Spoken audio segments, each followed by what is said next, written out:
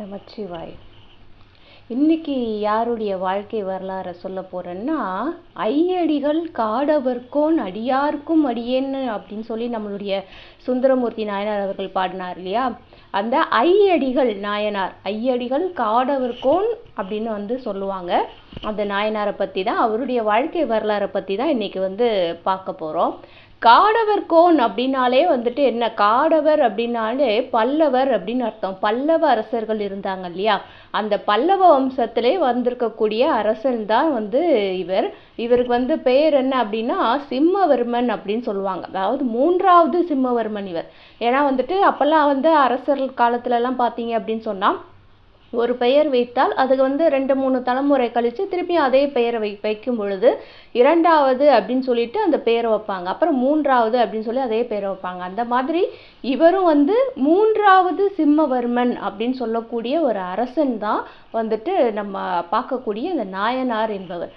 இவர் எப்படி நாயனாரா ஆனார், எப்படி 63 நாயன்மார்களில் ஒருவராக இடம் பிடித்தார், என்ன மாதிரியான பக்தி செலுத்தினார் அப்படின்றதெல்லாம் பார்க்கலாம். அதாவது அரசனா இருக்கும் பொழுது மிக சிறந்த ஆளுமையாக இருந்தார் இவர். அதாவது நிறைய போர்களுக்கு போறது, நிறைய இடங்களை வெற்றி கொள்றது, அதுக்கப்புறம் அவங்களை வழி நடத்துறது. அதாவது ஒரு நாட்டுக்கு போய் அவங்கள ஜெயிச்சிட்டோம் அப்படின்னு சொன்னா அவங்க நம்ம நாட்டுக்கு கீழே வந்துருவாங்க. வந்ததுக்கு அப்புறம் கூட அவங்கள எந்த மாதிரி நடத்தணுமோ, நம்ம சொல்றதை கேட்குற மாதிரி அவங்கள வச்சுக்கிறது, இந்த ஏவல் புரியுறது அப்படிம்பாங்க. அந்த மாதிரி நம்ம சொல்றதை கேட்குற மாதிரி அந்த அரசர்களை கொண்டு வைக்கிறது. அங்கே எதுவும் நம்மளுக்கு எதிரான விஷயங்கள் நடக்காத மாதிரி வச்சுக்கிறது. இதெல்லாம் அவருக்கு கை வந்த கலையாக இருந்தது.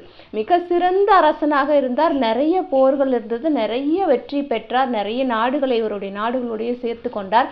இவர் எங்கேருந்து ஆட்சி புரிஞ்சிட்டு இருந்தார் அப்படின்னு பார்த்தீங்கன்னா, காஞ்சிபுரம் இருக்கு இல்லையா, காஞ்சிபுரத்துல இருந்து தான் இவர் ஆட்சி புரிஞ்சிட்டு இருக்காரு. நல்ல நல்ல செல்வங்கள்லாம், செல்வ வளம்ங்கிறது நிறைய இருந்தது இவர்கிட்ட. ஏன்னா நிறைய படையெடுத்து போயிருக்காரு, நிறைய நாடுகளை இவர் நாடுகளோட சேர்த்துருக்காரு இல்லையா. அப்போ செல்வ வளம் அப்படிங்கிறது அதிகமாக தானே இருக்கும். அப்படி இருந்தால் கூட இவர் என்னன்னா, இவருக்கு சிவநெறியில் நிற்கணும் அப்படின்னு, சிவநெறி வழியாக போகணும் அப்படிங்கிறது இவருக்கு பெரிய ஆவலாக இருந்தது. சைவ சமயம் தலை தோங்குறதுக்கு மிகப்பெரிய தொண்டுகள் எல்லாம் பண்ணியிருக்கார். சைவ சமயத்தை எந்தெந்த விதத்துல மேலோங்கி நிற்க வைக்க முடியும் அப்படிங்கிறதுல பார்த்து எல்லா விதத்துலையும் கோயில்களுக்கு திருப்பணி செய்ததாக இருக்கட்டும், சிவனடியார்களுக்கு திருப்பணி செய்ததாக இருக்கட்டும், எல்லாத்தையுமே இவர் பண்ணுவார். அந்த அளவுக்கு சைவ சமயத்தின் மீதும் சிவநெறி மீதும் இவருக்கு அளவு கடந்த பற்று இருந்தது. அதே மாதிரி இவர் கல்வியிலும் சிறந்து விளங்கினார். கல்வியில் எப்படி சிறந்து விளங்கினார் அப்படின்னா, அந்த காலத்துலலாம் வடமொழி தென்மொழி அப்படின்னு சொல்லுவாங்க. அதாவது வடமொழின்னா நம்மளுக்கு தெரியும், இப்போ நம்ம ஹிந்தி அப்படின்லாம் சொல்கிறோம் இல்லையா, ஹிந்தி சமஸ்கிருதம் இது எல்லாமே வடமொழியில தான் வரும். அது மாதிரி வடமொழியிலையும் தென்மொழிகளிலும் எல்லா மொழிகளிலுமே இவர் நல்ல கல்வி கற்று தேர்ச்சி பெற்றிருந்தார். அங்கே இருக்கிற நூல்களையும் நிறைய படிச்சிருந்தார், இங்கே இருக்கிற நூல்களையும் தென்மொழியில் இருக்கக்கூடிய நூல்களையும் நிறைய படிச்சிருந்தார். அது மட்டும் கிடையாது, கலை ஞானம், நிறைய கலைகளை கற்றிருந்தார். 64 கலைகள் அப்படின்னு சொல்கிறாங்களே, அதில் நிறைய கலைகளை இவர் கற்று தேர்ச்சி பெற்றிருந்தார். அவ்வளோ ஞானம் இருந்தது இவருக்கு, அவ்வளோ ஆளுமையும் இருந்தது, அரசனுக்கு உண்டான அத்தனை நல்ல விஷயங்களும் இவர்கிட்ட இருந்தது அப்படின்னே சொல்லலாம். அப்படி இருந்தால் கூட ஒரு காலகட்டத்தில் இவருக்கு என்ன ஆயிடுச்சு அப்படின்னா, என்ன நம்ம எப்போ பார் போர் தொடுத்து போகிறோம், அதில் போய் போர் பண்ணுறோம், அங்கே போய் ஜெயிச்சுட்டு வரோம், ஒரு நாடு கொஞ்சம் விரிவு பண்ணுறோம், செல்வங்களை சேர்க்குறோம், இதுதானே பண்ணிக்கிட்டே இருக்கோம், இதில் என்ன இருக்குது அப்படிங்கிற மாதிரி அவர் யோசிக்க ஆரம்பிச்சிட்டார். யோசிக்க ஆரம்பித்து அவருக்கு என்ன அப்படின்னா, அவருக்கு இருக்கக்கூடிய அந்த அரசியல் இருக்கு இல்லையா, அரசியல்லாம் அரசாட்சி பண்ணுறது, அந்த அரசாட்சி பண்ணுறதே அவருக்கு பெரிய பாரம் ஆயிடுச்சு. அப்போ அவர் என்ன நினைக்கிறாரு, இனிமேல் இது நம்மளுக்கு சரிப்பட்டு வராது, நம்ம சிவநெறியில் போயிட வேண்டியதான், இந்த அரசாட்சிலாம் நம்மளுக்கு சரிப்பட்டு வராதுன்னு அவருடைய மகனாக இருக்கக்கூடிய சிம்ம விஷ்ணு அப்படின்னு சொல்லக்கூடிய அவருடைய மகனை பட்டாபிஷேகம் பண்ணி அவர் அரசனாக உட்கார வச்சுட்டு, இவர் நான் சிவநெறியில் போகிறேன் அப்படின்னு சொல்லிட்டு எல்லா சிவத்தலங்களுக்கும் போய் வழிபாடு பண்ணுறதுக்காக போயிட்டாரு.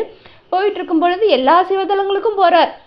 அந்த காலத்தில் அப்படிதான் நடக்கும் சிவத்தலங்களுக்கு. அதாவது கடைசி காலத்தில் துறவு போடுறவங்க எல்லா கோயில்களுக்கும் போவாங்க, எல்லா வழிபாடும் பண்ணுவாங்க, இறைநிலையிலே நிற்பாங்க. இதுதான் வந்துட்டு அந்த காலத்தில் இருக்கக்கூடிய ஒரு வழக்கமாக இருந்தது.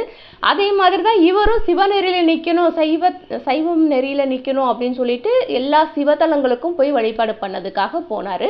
அதில் வந்து சிதம்பரம் கோயிலுக்கு வந்து இவர் போகும் பொழுது என்ன ஆச்சுன்னா, அவருக்கு அங்கே சிதம்பரம் நடராஜர் வந்து ஆடக்கூடிய அந்த ஆனந்த தாண்டவத்தை வந்து பார்த்து இவருக்கு வந்து பயங்கரமான ஒரு சந்தோஷம் இருந்தது. அங்கே வந்து இவர் தமிழில் வெண்பா பாடுறார்.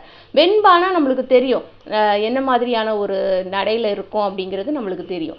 அந்த மாதிரி வந்துட்டு சிவபெருமான் மீதும் சைவ சமயத்தின் மீதும் நிறைய வெண்பாக்களை அவர் வந்து பாடுறாரு. அங்கே ஆரம்பித்து நிறைய கோயில்கள், என்னென்ன கோயில்களுக்கெல்லாம் போகிறாரோ அங்கெல்லாம் போயிட்டு நிறைய வெண்பாக்களை பாடுறாரு. ஏன்னா இவருக்கு ஏற்கனவே மொழி ஞானம் அப்படிங்கிறது அதிகமாகவே இருந்தது. அதனால வந்துட்டு வெண்பா பாடுறது அப்படிங்கிறது இவருக்கு இயற்கையாகவே தெரிஞ்ச ஒரு விஷயமா இருந்தது. அதையே வந்து நம்ம சிவபெருமான் மீது வந்து பாடணும் அப்படின்னு சொல்லி அவர் சிதம்பரத்தில் நம்மளுடைய நடராஜ பெருமாள் ஆடக்கூடிய அந்த ஆனந்த தாண்டவத்தை பார்த்து அதிலிருந்து வந்து வெண்பாக்கள் நிறைய பாடினார். பாடிட்டு அதுக்கப்புறமும் நிறைய சிவத்தலங்களுக்கெல்லாம் போனார், சிவநெறியில் நின்றார், சிவனடியார்களுக்கு தொண்டு பண்ணார். இவரே வந்து ஒரு சிவனடியார் தான். இவரு வந்து சிவனடியார்களுக்கு தேவையான விஷயங்களை பண்ணுறது, கோயில்களுக்கு தேவையான விஷயங்களை பண்ணுறது, அவரால் என்னெல்லாம் முடியுமோ எல்லாம் பண்ணி அவருடைய வாழ்க்கை அப்படிங்கிறது, இந்த பூவுலக வாழ்க்கை அப்படிங்கிறது நிறைவு பெற்றது.